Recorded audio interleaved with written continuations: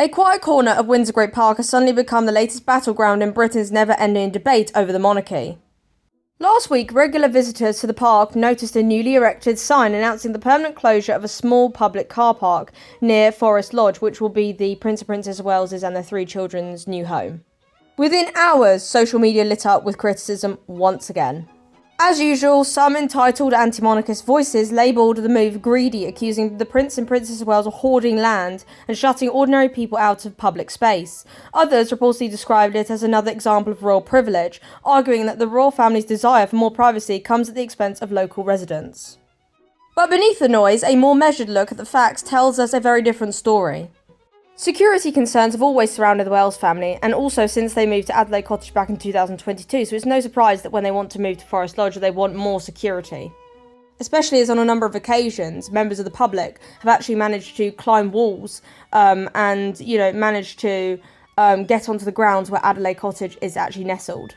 It's no secret where they live, the area attracts both tourists and photographers, hoping for a glimpse of the royal couple and their children. For security officials, that presents a real risk, not only of intrusion, but of potential harm.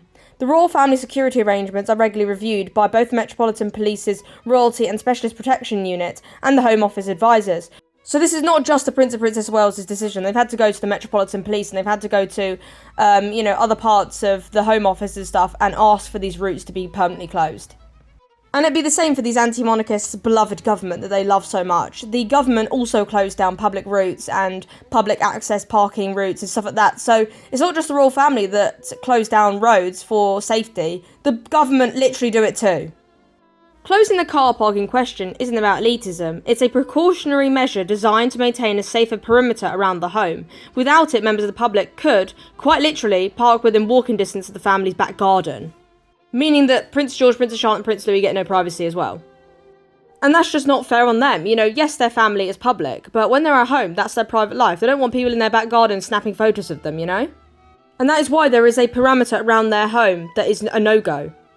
And also, has anyone else noticed that if any other family with a high public profile, such as the government or a celebrity or something like that, took similar steps to protect their children and their family, they'd be praised as responsible parents, but because it involves the future king and queen, it's suddenly deemed like greedy and entitled, even though it's not. It's literally to protect their family.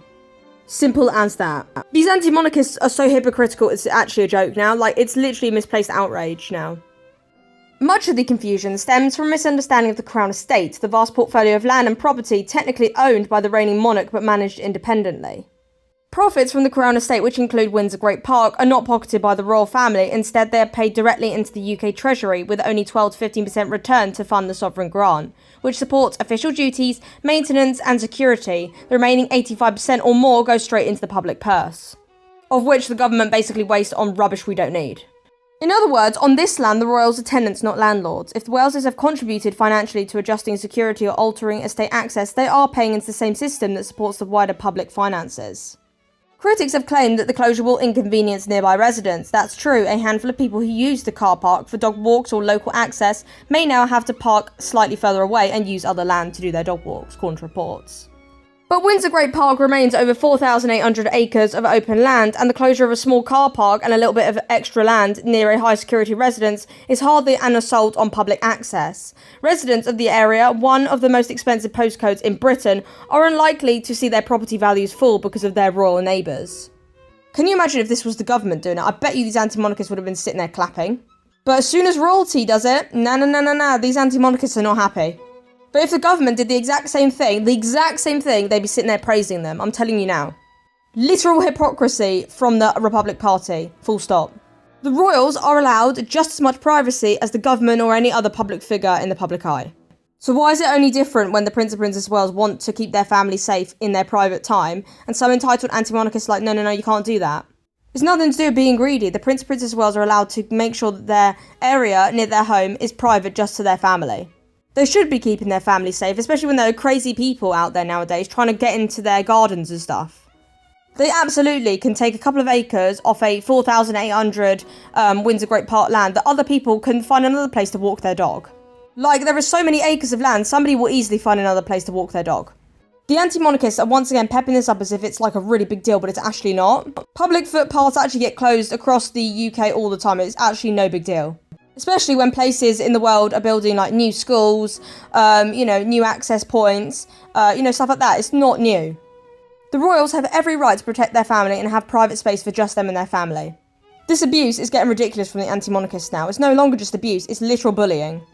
And for those who feel uncomfortable living next to a working royal household with tight security, there's always the option to relocate elsewhere.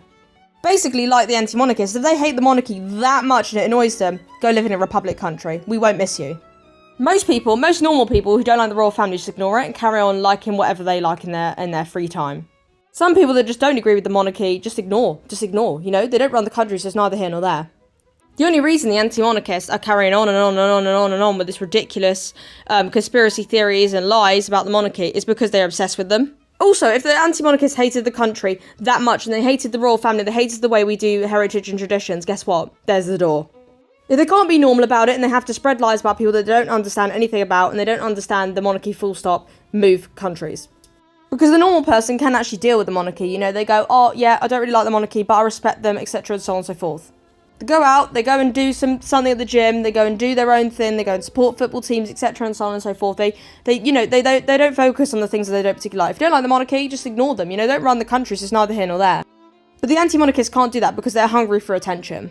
Of course, I agree there is freedom of speech, but there's a difference between freedom of speech and straight up bullying and degrading and literally abusing people for every move that they make. That's not freedom of speech.